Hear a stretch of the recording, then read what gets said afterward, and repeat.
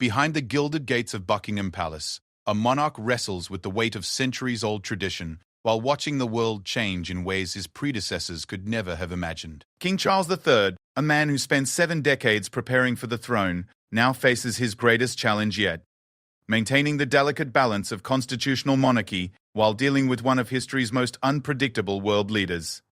This is not just another political story. This is the intimate account of how personal convictions clash with royal duty, how private conversations shape public policy, and how even a king must sometimes bite his tongue when the stakes are nothing less than the future of the special relationship between two nations.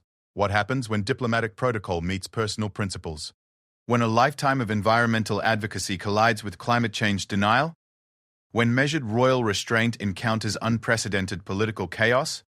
The answer lies in the untold story of King Charles III's complex relationship with Donald Trump, a relationship that would test every fiber of his being, challenge the very foundation of modern monarchy, and ultimately reveal the true cost of keeping the crown above politics while the world burns around it. This is that story. The morning mist hung low over Windsor Castle, as King Charles III stood at the window of his private study, watching the groundskeepers tend to the ancient gardens below. His hands, weathered by age but steady with purpose, clasped behind his back as he contemplated the day ahead. It was June 29th, and in just a few hours he would host one of the most controversial figures in modern politics, Donald Trump, the 45th President of the United States. Charles had spent decades preparing for moments like this. As Prince of Wales, he had mastered the art of diplomatic conversation, learned to smile politely at heads of state whose policies made his stomach turn, and perfected the royal ability to remain neutral in public while harboring strong private opinions. But Trump was different. Everything about the American president challenged the very foundations of what Charles believed in: environmental protection, diplomatic decorum, and the careful preservation of international alliances. The King's private secretary, Sir Clive Alderton, entered the study carrying a thick briefing folder. His expression was carefully neutral, but Charles could read the concern in his aide's eyes. They had been preparing for this state visit for months, and every detail had to be perfect. The relationship between Britain and America was too important to allow personal feelings to interfere. "Your Majesty," Alderton began, setting the folder on the mahogany desk, "the final briefings from the Foreign Office." He paused, choosing his words carefully. "They've emphasized the importance of maintaining positive relations, particularly given the ongoing Brexit negotiations." Charles nodded, though his jaw tightened almost imperceptibly. He understood the politics.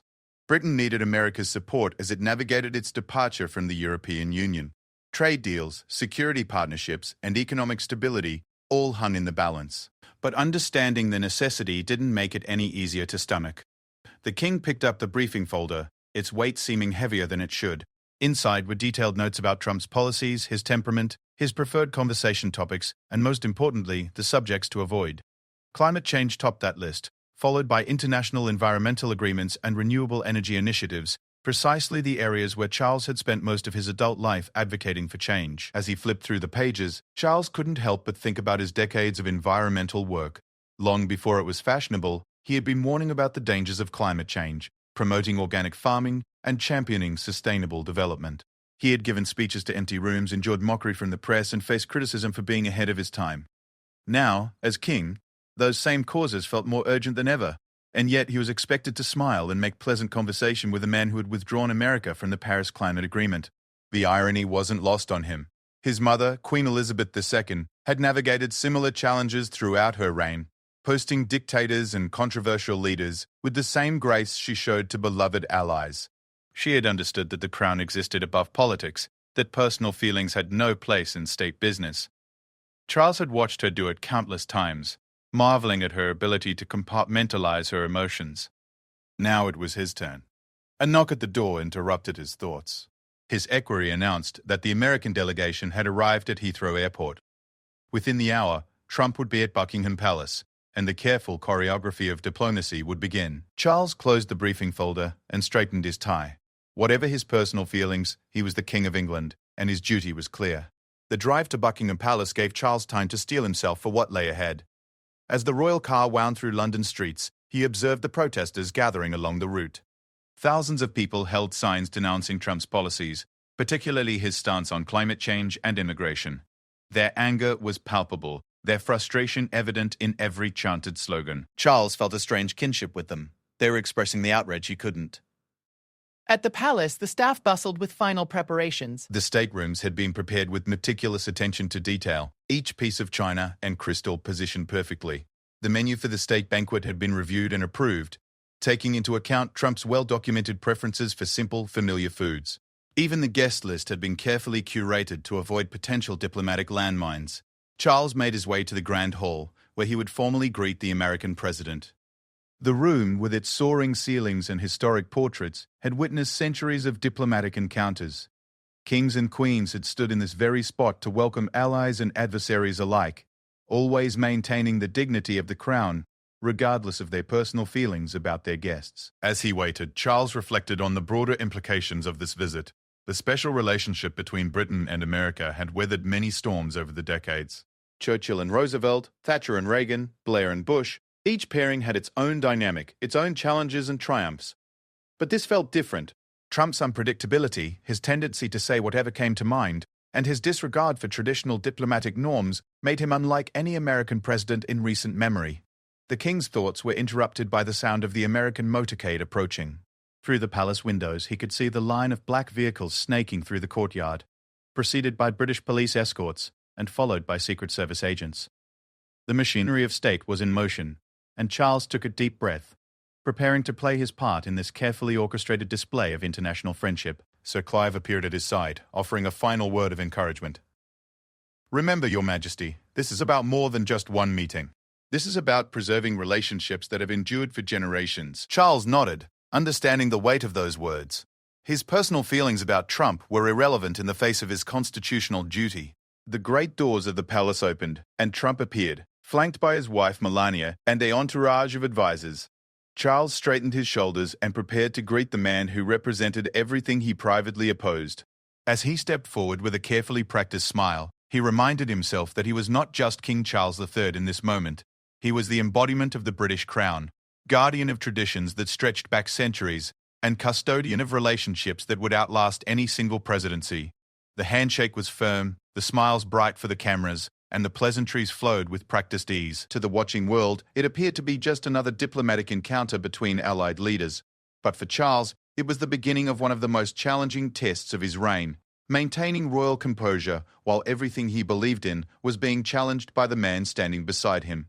As they walked together toward the staterooms, Charles wondered if his mother had ever felt this internal conflict so acutely. Elizabeth II had met her share of controversial leaders, but had she ever felt quite this level of personal opposition to everything a visiting head of state represented? He suspected she had, and that thought gave him strength. If she could do it, so could he. The cameras flashed, the crowds cheered, and the pageantry of a British state visit unfolded with its usual splendor. But beneath the surface, King Charles III was learning one of the hardest lessons of kingship, that sometimes duty requires you to smile when every instinct tells you to speak your mind, to be gracious when you want to be honest, and to preserve relationships that matter more than your own comfort or convictions. The day was just beginning, and already Charles could feel the weight of the crown more heavily than ever before. The private lunch at Clarence House was meant to be intimate, away from the formal protocol of Buckingham Palace. Charles had specifically requested this setting, hoping that a more relaxed atmosphere might allow for genuine conversation. As he watched Trump settle into the silk-upholstered chair across from him, the king couldn't help but notice how the American president seemed to fill whatever room he entered, his presence both commanding and somehow unsettling. Camilla, the queen consort, had been instrumental in planning this gathering. Her natural warmth and conversational skills had smoothed many diplomatic encounters over the years, and Charles hoped her presence would help bridge the cultural and philosophical gulf between himself and his guest. She chatted easily with Melania Trump about the palace gardens, discussing the heritage roses that Charles had so carefully cultivated over the decades. The conversation during the first course remained safely neutral. Discussion of the beautiful June weather, the historical significance of Clarence House, and mutual admiration for the pageantry of British royal ceremonies. Trump seemed genuinely fascinated by the traditions surrounding the monarchy, asking detailed questions about the coronation process and the symbolic meaning of various regalia. For a moment, Charles allowed himself to hope that this might be easier than he had anticipated. But as the lunch progressed, the conversation inevitably turned to more substantive matters. Trump, never one to avoid controversial topics, began expressing his views on international trade deals with characteristic bluntness. Charles listened politely as the president criticized various multinational agreements, his tone growing more animated as he outlined his America First philosophy. The king found himself gripping his napkin beneath the table, forcing his expression to remain pleasantly neutral. The real test came when Trump casually mentioned his skepticism about climate change research. "You know, Charles," he said, using the king's first name with a familiarity that felt both presumptuous and somehow authentic, "a lot of these climate scientists, they're just trying to get funding for their research. The whole thing might be overblown." Charles felt his pulse quicken. This was precisely the territory his advisors had warned him to avoid. Yet here was Trump diving headfirst into the very issue that had defined much of the king's life work. For a moment the room seemed to hang in suspended silence. Camilla's eyes flickered toward her husband, knowing how deeply these words would affect him. The king took a careful sip of water, buying himself time to formulate a response that would be both honest and diplomatically appropriate. "Well, Mr. President," he began, his voice measured and calm, "I've had the privilege of working with many scientists over the years. The evidence they've shared has been quite compelling." He paused, choosing his next words carefully. "Of course, these are complex issues, and reasonable people can examine the same evidence and reach different conclusions." It was a masterclass in diplomatic non-confrontation, acknowledging Trump's position without endorsing it, while gently indicating his own different perspective. But Charles could feel the strain of holding back his true thoughts, the weight of decades of passionate advocacy being compressed into polite understatement. Trump, seemingly oblivious to the king's internal struggle, continued his critique of environmental regulations, describing them as job killers and economic burdens. With each word, Charles felt his diplomatic reserve being tested. This was a man who had withdrawn the United States from the Paris Climate Agreement, who had rolled back environmental protections, who seemed to view the planet's crisis as nothing more than a political talking point. The king found himself remembering a conversation he'd had with his mother years earlier. Elizabeth II had advised him that the crown's greatest power often lay in what it chose not to say, in the grace it showed under pressure, and in its ability to maintain relationships that transcended individual personalities or political moments. "We are the constant in an ever-changing world," she had told him. "People need to know that some things remain steady, even when everything else seems to be shifting." As lunch continued, Charles demonstrated the wisdom of that advice. When Trump criticized the European Union's environmental standards, the king smoothly redirected the conversation to discuss British innovation in green technology, a topic that allowed him to express his genuine enthusiasm without directly challenging his guest. When the president questioned the effectiveness of international cooperation on climate issues, Charles shared stories about successful conservation projects he had personally supported, framing them as inspiring examples of human ingenuity rather than implicit criticisms of Trump's policies. The conversation took an unexpected turn when Trump began asking about Charles's personal interests. The president seemed genuinely curious about the king's passion for organic farming, his architectural preservation work, and his long-standing commitment to traditional crafts and skills. For the first time during the meal, Charles felt himself relaxing slightly. These were subjects he could discuss with authentic enthusiasm, and Trump's questions seemed driven by genuine interest rather than political posturing. "You really believe in this stuff, don't you?" Trump asked, leaning forward as Charles described his efforts to promote sustainable agriculture. There was something almost childlike in the president's curiosity, and for a moment Charles glimpsed the person beneath the political persona. "I do," Charles replied simply. "I believe we have a responsibility to leave the world better than we found it." He met Trump's gaze directly, allowing a hint of his true passion to show through his diplomatic reserve. "It's not about politics for me. It's about the future we're creating for our children and grandchildren." Trump nodded slowly, though whether an agreement or simple acknowledgement was impossible to tell. The moment passed quickly as the conversation moved to other topics. But Charles felt that he had managed to communicate something genuine without overstepping his constitutional bounds. As the lunch drew to a close, both men seemed to recognize that they had successfully navigated a potentially treacherous diplomatic encounter. They had found common ground in their shared interest in preserving traditions and supporting craftsmanship, even as their fundamental worldviews remained miles apart. Charles had managed to express his values without directly confronting Trump's opposing positions, while Trump had shown enough curiosity and respect to keep the conversation productive. But as the American delegation prepared to leave Clarence House, Charles couldn't shake the feeling that he had somehow failed a crucial test. Not a diplomatic test, he had performed his constitutional role flawlessly, Rather, he felt he had failed some deeper moral obligation to speak truth to power, to use his platform to advocate for the causes he held most dear. Walking Trump to his waiting car, Charles maintained his gracious demeanor, shaking hands warmly and expressing hopes for continued cooperation between their two nations. The cameras captured the moment, showing two leaders parting on friendly terms. The diplomatic machinery had functioned exactly as designed, but as the motorcade disappeared through the gates of Clarence House, Charles stood for a moment in his doorway, feeling the weight of unspoken words. He had preserved the special relationship, maintained royal neutrality, and avoided any diplomatic incidents. He had done his duty as king. The question that would haunt him in the days to come was whether doing his duty as king had required him to fail in his duty as a human being who understood the urgent reality of the climate crisis. It was a question that would define much of his early reign, the constant tension between constitutional responsibility and personal conviction, between the crown's traditional neutrality and the modern world's urgent need for moral leadership. As he returned to his study, Charles picked up a letter from a young environmental activist who had written to thank him for his decades of climate advocacy. The words on the page seemed to mock him now, praising him for his courage in speaking truth about environmental issues when others remained silent. How could he explain that kingship had robbed him of the very voice these young people were counting on? The afternoon stretched ahead with more meetings, more careful conversations, and more diplomatic dancing around the issues that mattered most to him. Charles settled behind his desk and began preparing for the next encounter, wondering how many more times he would have to smile and nod while everything he believed in was dismissed or ignored. The crown was heavy indeed. The ballroom at Buckingham Palace gleamed under the light of crystal chandeliers as staff members made final adjustments to the horseshoe-shaped table that would seat 170 distinguished guests. Each place setting represented hours of meticulous planning. The George IV State Service gleamed against pristine white tablecloths, while elaborate floral arrangements featuring British roses and American hydrangeas provided elegant centerpieces.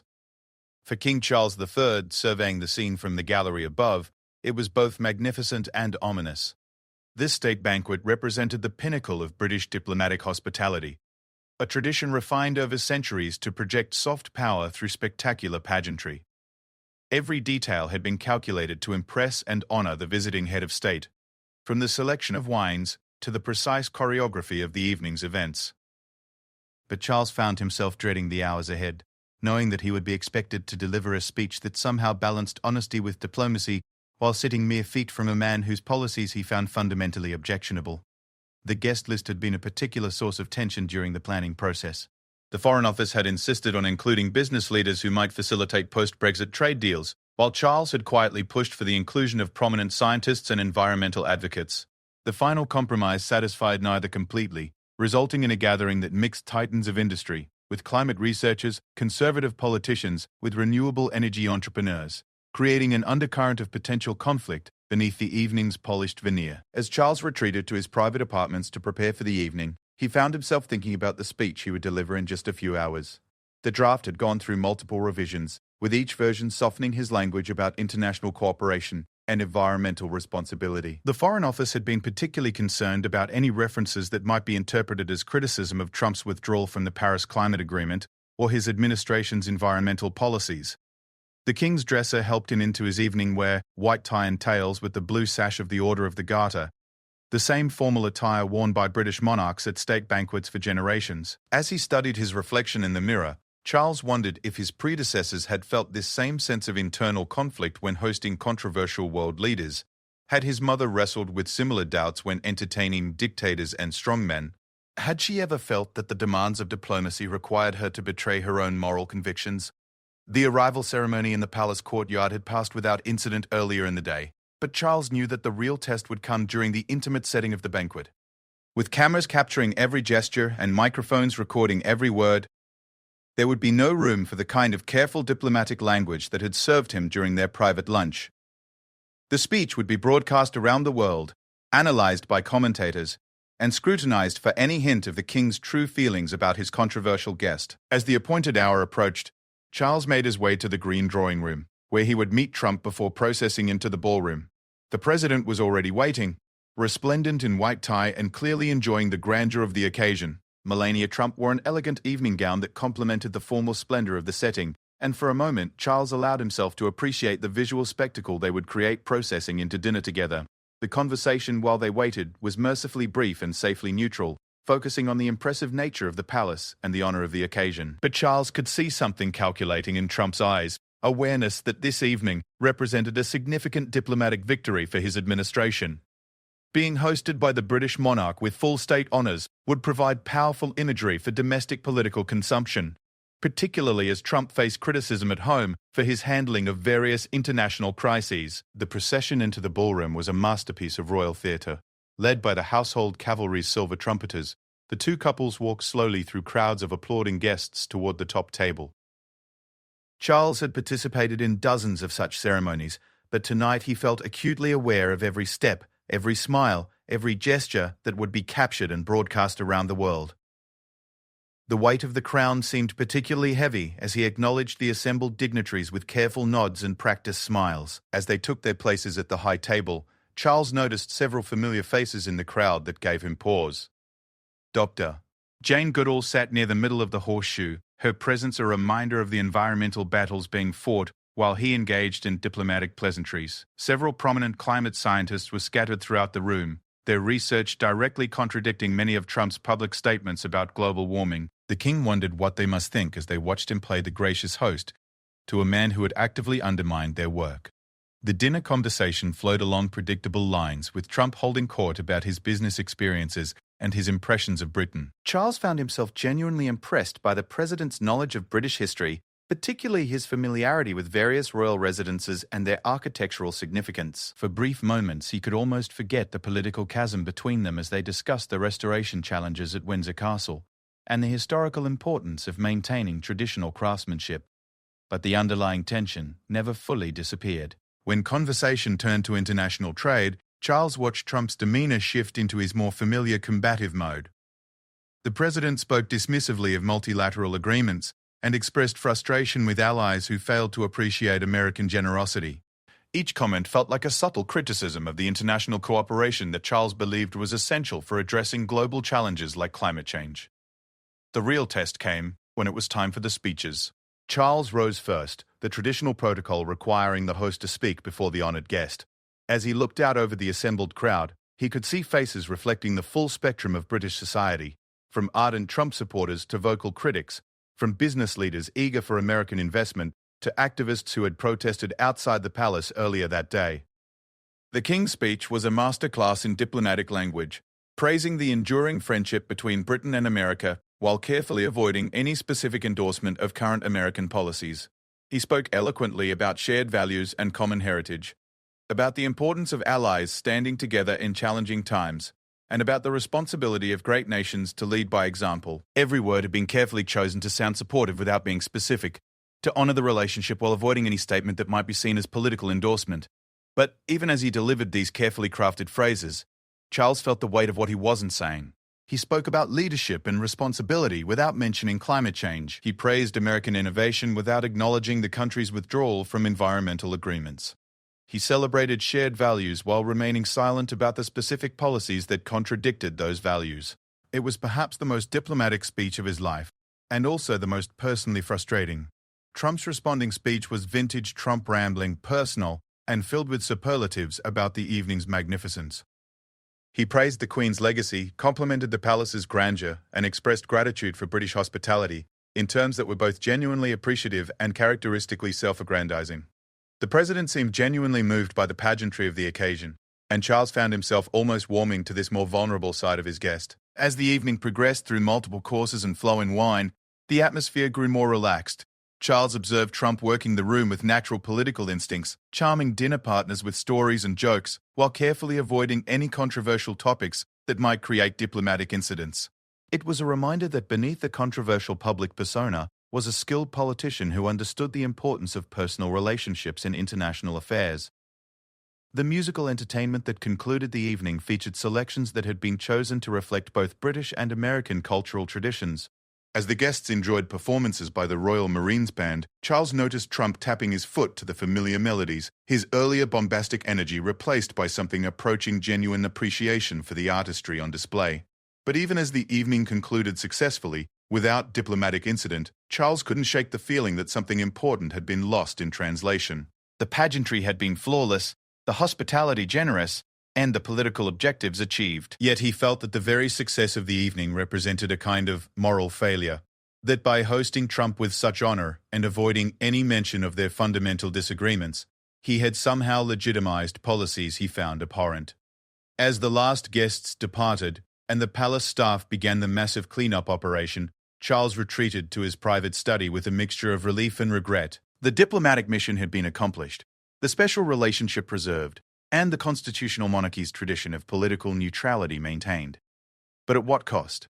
And how many more such evenings would his reign require, each one asking him to choose between his duties as king and his convictions as a human being? The questions would follow him long into the night, as he grappled with the realization that wearing the crown sometimes meant setting aside the very principles that had shaped his life before he inherited the throne. The private telephone call came 3 months after the state visit, catching King Charles in his study at Highgrove House as autumn painted the Gloucestershire countryside in brilliant golds and reds. His private secretary's voice carried an unusual note of concern as he announced that President Trump was requesting a personal conversation with His Majesty. No agenda had been provided, no diplomatic preview offered through the usual channels. Just a direct request from one head of state to another, which protocol demanded could not be refused. Charles accepted the call with the same sense of apprehension he might feel before a difficult medical procedure. The intervening months since Trump's state visit had brought a steady stream of policy decisions that ran counter to everything the king believed in. America's formal withdrawal from the Paris Climate Agreement had been completed, environmental regulations continued to be rolled back, and Trump's rhetoric about climate change had grown increasingly dismissive. Each news cycle brought fresh reminders of the gulf between Charles's environmental convictions and his constitutional obligation to maintain friendly relations with the American president. The conversation began with Trump's characteristic blend of flattery and bombast. He effusively praised the state visit, describing it as one of the most magnificent events he had ever attended. The pageantry, the hospitality, the historical significance of dining in Buckingham Palace, all of it had clearly made a deep impression on the American president. Charles found himself genuinely warmed by Trump's enthusiasm, even as he remained wary of where the conversation might lead. "Charles, I have to tell you," Trump continued, his voice carrying across the Atlantic with surprising clarity, "that visit really meant something to me. The way you and Camilla treated Melania and me, the respect you showed, it was incredible. Really incredible." The king murmured appropriate responses, acknowledging the pleasure the visit had brought to him as well, while privately wondering what had prompted this unexpected outreach. Trump rarely made calls without a specific agenda, and Charles's experience had taught him to be particularly cautious when politicians began conversations with excessive praise. The real purpose became clear when Trump shifted to discussing his upcoming re-election campaign and the challenges he was facing from political opponents. "They're attacking me on everything, Charles," Trump complained, his tone growing more animated. "Even my environmental policies, which have been tremendous for American business, they don't understand that we can't let climate regulations destroy our economy." Charles felt his stomach tighten as the conversation veered into precisely the territory he most wanted to avoid. Here was Trump apparently seeking some form of validation or support from the British monarch for policies that Charles found deeply troubling. The president seemed to be treating their personal relationship as a kind of endorsement, suggesting that the warm reception he had received in Britain somehow validated his approach to governance. The king chose his words with extreme care, acknowledging Trump's concerns about balancing economic and environmental considerations, while avoiding any statement that might be interpreted as agreement with specific policies. "These are indeed complex challenges," Charles responded diplomatically. "Every leader must weigh multiple considerations when making such important decisions." But Trump seemed determined to push the conversation into more specific territory. He began outlining his administration's achievements in energy production, his success in reducing regulations that he claimed were hindering American competitiveness, and his skepticism about the scientific consensus on climate change. With each statement, Charles felt the weight of his constitutional constraints more acutely. Here was arguably the most powerful man in the world, actively undermining efforts to address what Charles believed was humanity's greatest challenge, and protocol prevented him from responding with anything approaching honest disagreement. The conversation took an even more troubling turn when Trump began discussing his relationships with other world leaders, offering candid assessments of various European politicians and their environmental policies. His dismissive comments about leaders Charles respected, coupled with his apparent assumption that the king shared his skeptical views about climate action, created a deeply uncomfortable dynamic. Charles found himself in the bizarre position of listening to criticisms of policies he strongly supported, while being unable to express any disagreement.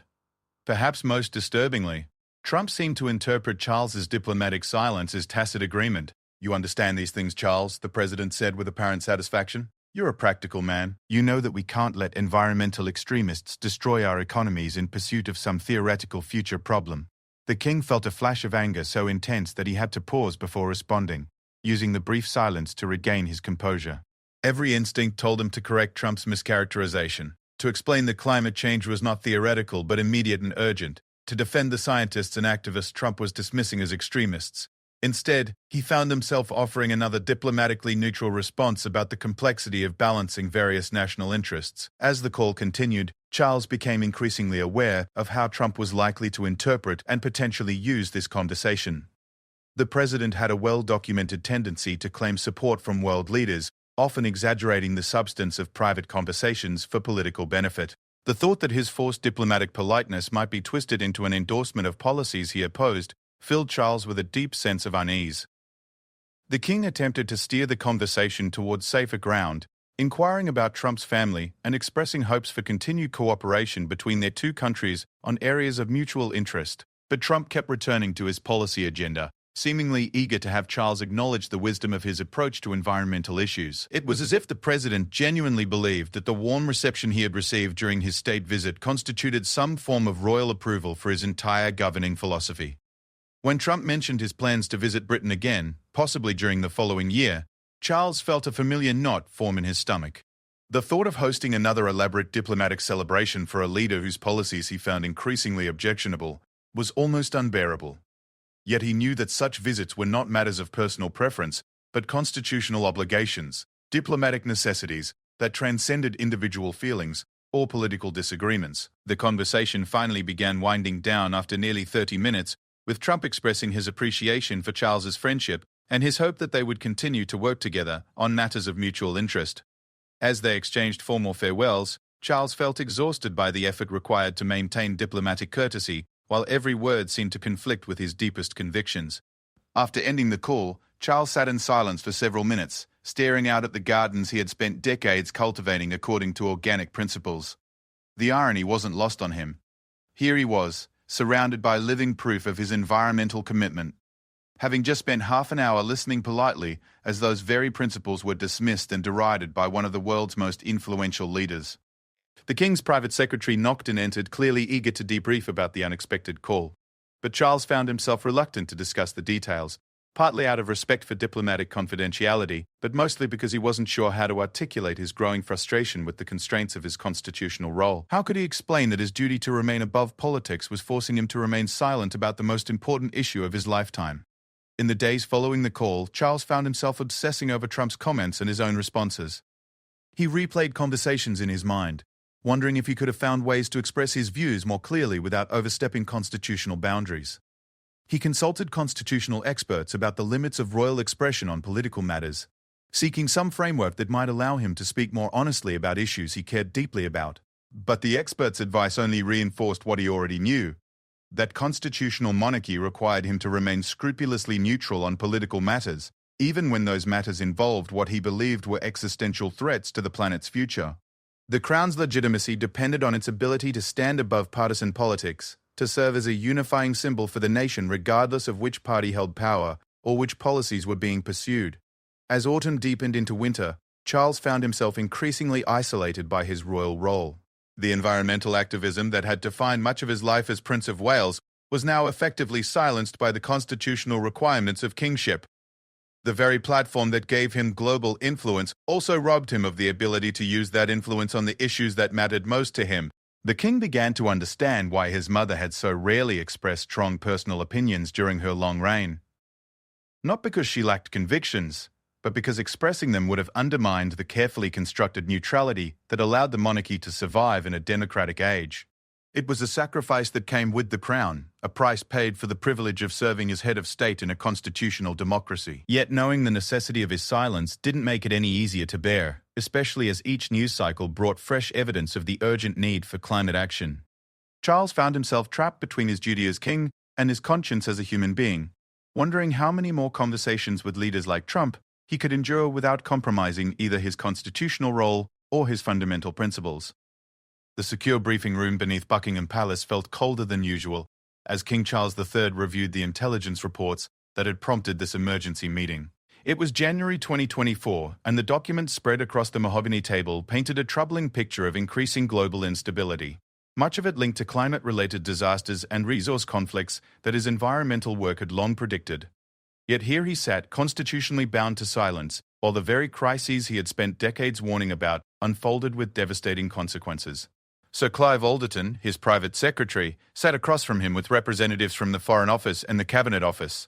The meeting had been called to discuss the delicate diplomatic situation created by Trump's recent statements about NATO commitments and his renewed criticism of European environmental policies. The former president, now running again for office, had specifically mentioned his great relationship with King Charles during several campaign rallies, suggesting a level of personal support that made the palace deeply uncomfortable. "The concern, Your Majesty," explained the Foreign Office representative, "is that these statements could be interpreted as the Crown endorsing particular American political positions. We're receiving inquiries from allied nations about the extent of your relationship with President Trump and whether these comments reflect official British policy." Charles studied the transcripts of Trump's recent speeches, each reference to their friendship and mutual understanding, feeling like another chain binding him to a relationship he had never sought and increasingly struggled to maintain. The man who had once been merely a diplomatic obligation had become a persistent shadow over his reign, a constant reminder of the impossible position in which the modern monarchy often found itself. The king's mind wandered to a conversation he'd had the previous week with his son William, who had expressed growing frustration with the constitutional constraints that prevented the royal family from speaking out on climate change. "How can we claim to serve the people while remaining silent about the greatest threat they face?" William had asked, his voice carrying the same passionate conviction that Charles remembered from his own younger years. It was a question that haunted Charles daily. The scientific evidence had become overwhelming, the consequences increasingly visible. Yet his role required him to smile politely at leaders who dismissed or actively undermined efforts to address the crisis. Each diplomatic encounter felt like a betrayal of everything he had worked for before becoming king. Every gracious reception a tacit endorsement of policies he knew to be dangerous. The briefing continued with updates on various international environmental initiatives where British leadership was being sought. Renewable energy partnerships, climate adaptation funding, carbon capture research. All areas where Charles's expertise and passion could have made a real difference. Yet his constitutional role relegated him to ceremonial ribbon cuttings and carefully scripted speeches that said nothing meaningful about the urgency of the moment. "There's also the matter of the upcoming Commonwealth Summit," Alderton mentioned, consulting his notes. "Several member nations have specifically requested your involvement in climate-related discussions given your reputation in this area. However, any substantive participation would require careful coordination with government policy." Charles felt a familiar frustration rise in his chest. Here were nations looking to the Crown for leadership on the defining issue of their time, yet he was constrained by political considerations that seemed increasingly absurd in the face of planetary emergency. The Commonwealth represented merely a third of the world's population, many of them in countries already suffering from climate impacts, yet his ability to advocate for their interests was limited by diplomatic niceties and constitutional precedent. The meeting was interrupted by an urgent message from the communications office. Trump had just posted on social media, once again referencing his relationship with King Charles and suggesting that the British monarch shared his skepticism about renewable energy initiatives. The post was already being picked up by news outlets and opposition politicians, with questions being raised about the palace's response to these unauthorized claims of royal support. Charles read the social media post with mounting dismay. Not only was Trump misrepresenting their conversations, but he was doing so in a way that directly contradicted everything Charles believed about environmental policy. The king found himself in the absurd position of being publicly associated with positions he privately opposed, unable to correct the record without appearing to take political sides. "We'll need to issue a clarification," the Foreign Office representative suggested. "Something that distance Your Majesty from these specific policy positions without directly contradicting a potential future president." The careful dance of diplomatic language that followed felt increasingly surreal to Charles. Hours were spent crafting a statement that would somehow communicate neutrality while correcting mischaracterizations, that would preserve relationships while maintaining dignity. Every word was weighed for its potential impact on trade negotiations, military partnerships, and intelligence sharing agreements. As the meeting finally concluded, Charles found himself alone with his thoughts in the grandeur of the palace. The weight of the crown had never felt heavier, not because of its physical mass but because of the moral compromises it seemed to demand. He thought about the young environmental activists who still wrote to him, still believing that his voice could make a difference in their fight for survival. How could he explain that the very position that gave him global recognition had also robbed him of the ability to use it meaningfully? That evening, Charles retreated to his private quarters with a stack of reports from climate scientists and environmental organizations around the world. Reading their urgent assessments by lamplight, he felt the full tragedy of his situation. Here was evidence of accelerating ice loss, rising sea levels, and ecosystem collapse. Precisely the catastrophic outcomes he had spent decades warning about. Yet his current role prevented him from speaking with the clarity and urgency the situation demanded. The king pulled out a pad of personal stationery and began drafting a letter he knew he could never send. In it, he poured out his frustrations about the constitutional constraints that prevented honest engagement with the climate crisis. He wrote about the moral weight of remaining silent while the planet burned, about the impossibility of maintaining diplomatic niceties in the face of existential threats, about the cruel irony of being silenced precisely when his voice was most needed. Writing the letter provided some emotional release, even knowing it would never be seen by anyone else. Charles found himself questioning whether the constitutional monarchy's emphasis on political neutrality made sense in an age when some issues transcended traditional political categories. Could remaining above politics be considered a moral position when politics was failing to address threats to human survival? The following morning brought news of another climate-related disaster. Flooding in South Asia that had displaced hundreds of thousands of people. Charles read the reports while eating breakfast, his eggs growing cold as he absorbed the scale of human suffering that might have been prevented with earlier, more decisive action on emissions reduction. The irony was not lost on him that he would likely be asked to send a message of sympathy to the affected populations while remaining constitutionally prevented from addressing the underlying causes of their suffering. As his reign progressed, Charles began to develop a more nuanced understanding of his role's possibilities and limitations. Working within constitutional constraints, he found ways to support environmental causes through patronages, royal visits to green technology facilities, and careful selection of initiatives that received royal approval. These actions, while meaningful, felt inadequate to the scale of the challenge, but they represented the boundaries of what was possible within the system he had inherited. The king also began to recognize that his struggle reflected broader tensions within democratic societies about how to address long-term existential threats when political systems were designed around shorter-term electoral cycles. His constitutional silence was perhaps emblematic of democracy's difficulty in responding adequately to challenges that required sustained, non-partisan action over decades. Yet even as Charles developed intellectual frameworks for understanding his constraints, the emotional toll remained heavy. Each interaction with climate-denying leaders, each carefully neutral statement on environmental issues, each missed opportunity to speak with the urgency the science demanded, all of it accumulated into a weight that sometimes felt unbearable. The crown that had once represented the pinnacle of public service now sometimes felt like an elaborate prison, beautiful and prestigious, but ultimately constraining. Charles found himself envying his younger self, the Prince of Wales who could speak passionately about environmental threats without considering diplomatic consequences or constitutional precedent. As he looked ahead to the remainder of his reign, Charles began to accept that this tension between personal conviction and constitutional duty would define his time as king. The challenge would be finding ways to serve meaningfully within those constraints while preserving the institution for future generations, who might face different but equally complex moral challenges. The weight of the crown, he realized, was not just about the responsibilities of leadership, but about the personal sacrifices required to maintain an institution that served purposes larger than any individual's desires or convictions. It was a burden that demanded not just public service but personal silence, not just duty but the abdication of the very principles that had shaped his character before he inherited the throne. In quiet moments, Charles sometimes wondered whether future historians would understand the impossible position in which he had found himself, caught between the urgent demands of planetary crisis and the careful neutrality required of constitutional monarchy. But such speculation was itself a luxury he could rarely afford, as each day brought new diplomatic challenges that required him to smile politely while the world burned around him.